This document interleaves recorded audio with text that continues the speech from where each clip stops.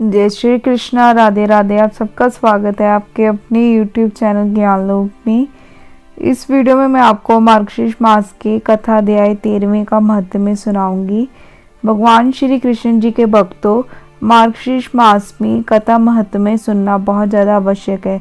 जो भी ये सुनता है वो सीधा वैकुंठ धाम को प्राप्त होता है और इसीलिए आपको मार्गशीर्ष मास में कथा अध्याय महत्व में जरूर सुनने चाहिए। मैंने अपने चैनल पे जो 12 तक कथा महत्व में अपलोड किए, जिन्होंने नहीं सुने पहले जाके वो सुनेगा। अब इसमें मैं आपको 13वें अध्याय का महत्व में सुनाती हूँ।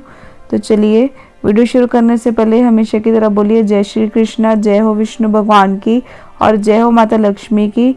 13वां अध्याय कुछ इस प्रकार है। भगवान कहने लगे, हे पुत्र सुनो, मैं तुमसे जागरण काल जो लक्षण कहता हूँ। कलयुग में जिसके विज्ञान मात्र से मनुष्य आसानी से मुझको प्राप्त होता है, गीत वाद नृत्य पुराणों का पाठ, धूप दीप नवेद पुष्प चंदन सुगंधित द्रव्य का लेपन, फूल का समर्पण करना, श्रद्धा दान, इंद्रियों का निर्ग्रह, सत्यता, निद्रा रहित आनंद पूर्वक मेरा पूजन करना, पूजन में उत्साह का होना, पाप रहित आलस्य रहित प्रत्येक पहर में मेरी आरती करना, इन सब बातों में लीन होके जो मनुष्य एकादशी की रात्रि को जागरण करता है वह फिर पृथ्वी पे जन्म नहीं लेता। जो इस प्रकार भक्ति से जागरण करता है वह मुझ में लीन हो जाता है। जो प्राणी एकादशी की रात्रि को सो जाते हैं वे मानो काले रूप सर्व से डले जाते हैं और वे माया रूपी पाश के बंधन में मोहित हो जाते हैं। जिन्होंने कलयुग में एकादशी के आने पे बिना जागरण के एकादशी को बिता देते हैं, क्योंकि ये जीवन अनित्य है। जो दोनों नेत्रों को खोल के अपने हृदय में मेरे चरण बिंदु को स्थिर कर रात में जागरण को नहीं देखते हैं वह पातकी है।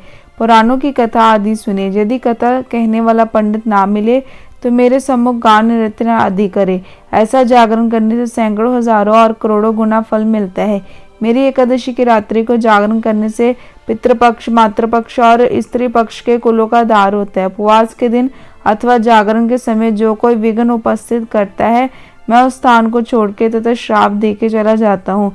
जो मनुष्य मेरी अनिद्रा एकादशी के दिन जागरण करते हैं मैं उनसे प्रसन्न होके उनके बीच में नृत्य करता हूँ। जो मेरे समीप जितने दिन जागरण करता है वह उतने अयुत यानी कि 10,000 तक युग पर्यंत मेरे गृह में आके वास करता है। एकादशी के दिन जागरण नहीं करने से जो पूर्वजों को ना किया गया श्रद्धा से, ना तीर्थ सेवन से और ना बहुत यज्ञों से मुक्ति होती है। अतः सब साधनों से जागरण श्रेष्ठ है। जो एकादशी के जागरण के समय पुष्पों से मेरा पूजन करता है वह प्रत्येक पुष्प में अश्वमेघ यज्ञ का फल का भागी होता है। जो मेरे एकादशी के दिन जागरण के समय दीपदान करता है वह प्रत्येक क्षण के प्रकाश से 10,000 गोदान का फल पाता है। जो मेरे जागरण दिन हवि ध्यान का नैवेद्य अर्पण करता है वह दान को फुवाल के समान दान का पुण्य प्राप्त करता है। हे चतुर्मुखी, जो अनेक प्रकार के पकवान तथा फलों को मेरे जागरण के दिन देता है वह 100 गोदान के फल को प्राप्त होता है। जो मेरा भक्त जागरण के दिन कपूर के साथ पान मुझे अर्पण करता है वह मेरी कृपा से 7 द्वीपों का स्वामी होता है। जो मेरे जागरण के दिन पुष्पों से मंडप को सजाता है वह पुष्पों से ही सजे हुए विमान में बैठ के मेरे गृह में आकर नंद से वास करता है। जो मेरे जागरण के दिन कपूर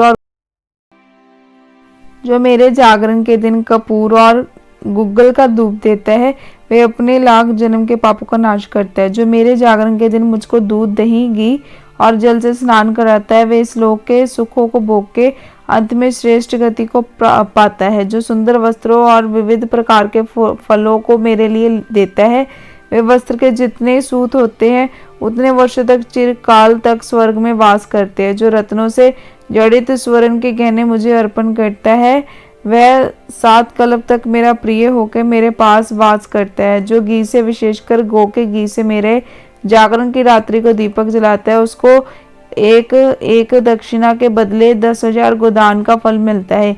हे चतुरानन, जो जागरण के दिन कपूर से निरंजन करता है वह कपिला गोदान के फल का भागी होता है। जो पुण्य दीप दान गान नाच और पूजन करते हुए सैकड़ों यज्ञ व्रत और दान के समान पुण्य को पाता है। जो जागरण के दिन मेरे सामने निर्लज होके गाना और नाच करता है, वह आधे क्षण में कोटि यज्ञ के फल को पाता है। जो मेरे जागरण के दिन गाना नाच आदि को रोकता है, वह 60,000 वर्ष रोवादी नरक के यातना भोगता है। जो मेरे जागरण के दिन मेरे समीप नाच गाना करते हुए मनुष्य के पास जाता है, वह धर्मराज के बंधन से मुक्त होता है और मुक्ति का भागी होकर मेरे पद को प्राप्त होता है। जो मेरे जागरण के दिन नाचने वाले मनुष्य का उपहास करता है, वह 14 इंद्र के राज्य तक नरक में जाके वास करता है। जो मेरे जागरण के दिन भक्ति से पुस्तक पढ़ता है, वह श्लोक संख्या के हिसाब से उतने युग पर्यंत मेरे लोक में वास करता है। विद्वानों ने जो फल दक्षिणा करने से कहा है, वह फल अनेक युगों में कोटि यज्ञों के करने से भी प्राप्त नहीं होते हैं। पुत्र, जो मेरे जागरण के दिन माला कर दीपक चलाता है, वह कोटि विमान के साथ देवलोक में जाके कल्प वर्ष पर्यंत वास करता है। जो जागरण के समय मेरे बाल चरित्रों को पढ़ता है और वह सहस्त्र कोटि युग पर्यंत श्वेत द्वीप में जाके वास करता है। इसलिए दोनों पक्षों की एकादशी को जागरण करना चाहिए। जो जागरण के दिन गीता का तथा सहस्त्र नाम का पाठ करता है, अथवा वेदोक्त मंत्रों और पुराणों का पाठ करता है, अथवा उसको जो देनु दान करता है, वह सातों द्वीप सहित पृथ्वी के दान के फल का भागी होता है। इस पृथ्वी के समस्त पुण्य से महान पुण्य के फल को देने वाला है। एकादशी के जागरण का फल है, जो मनुष्य मन कर्म और वचन से जागरण करते हैं, उनका मेरे लोक से लौटकर फिर इस लोक में आना संभव नहीं है। जो एकादशी की रात्रि को दूसरों को प्रोत्साहित कर जागरण करता है, वह चक्रवर्ती राजा होता है। यह मेरा कथन सत्य है। रात्रि में जागरण करने वालों का राजा जो कुकुस्थ ने भी सम्मान किया है।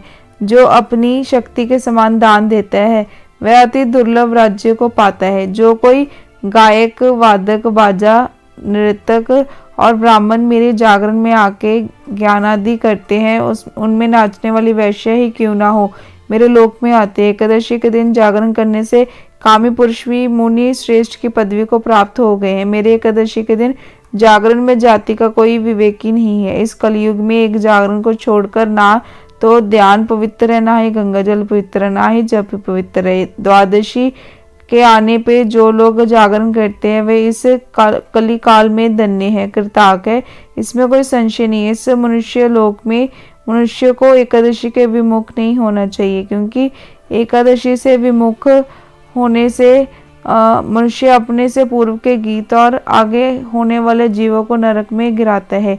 गुणवान एक पुत्र का होना ही अच्छा है, परंतु निर्गुण अनेक पुत्रों के होने से कोई लाभ नहीं। जो एकादशी के दिन जागरण करके अपने पूर्वजों का दार करता है और जो मेरे कहे गए जागरण का भक्ति पूर्वक पाठ करता है, वह जागरण के महत्व से अपने 100 कुलों का दार करता है। अगमय स्त्री के साथ गमन करने तथा अमक्ष्य वस्तु को खाने से जो पाप होता है, वो समस्त पाप एकादशी के जागरण से नाश हो जाते हैं। जो ज्ञात वश पाप किया जाता है और ज्ञात पाप हो, तथा जो पूर्व जन्म में अजित पाप हो अथवा इस जन्म में किया हुआ पाप हो, मनुष्य एकादशी का जागरण करने से उनमें रहित हो जाता है। हे चतुराजन, मेरे एकादशी की रात जागरण करने से उनसे रहित हो जाता है। हे चतुराजन, मेरे एकादशी की रात्रि को जागरण करने मात्र से मनुष्य मुक्ति का भागी हो जाता है। जो फल कली में एकादशी के दिन जागरण से होता है, उस फल की प्राप्ति कुरुक्षेत्र और प्रयाग में वास करने वाले को भी नहीं होती।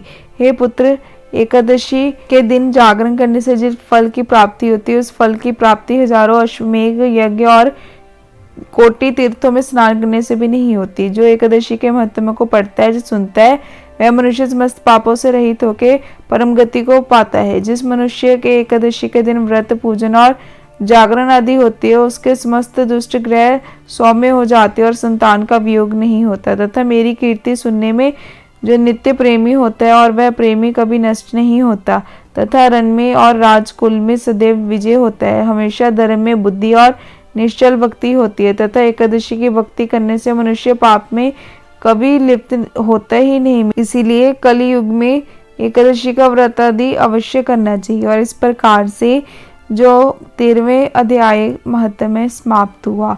ये था मार्गशीर्ष मास के कथ्य अध्याय 13वें का महत्व में, जो मैंने आपको इस वीडियो में सुना दिया। तो भगवान श्री विष्णु सबका कल्याण करे। और वीडियो अच्छी लगी, वीडियो को लाइक, कमेंट, शेयर करना मत भूलना। और मेरे चैनल ज्ञान लोक पे पहली बार आए तो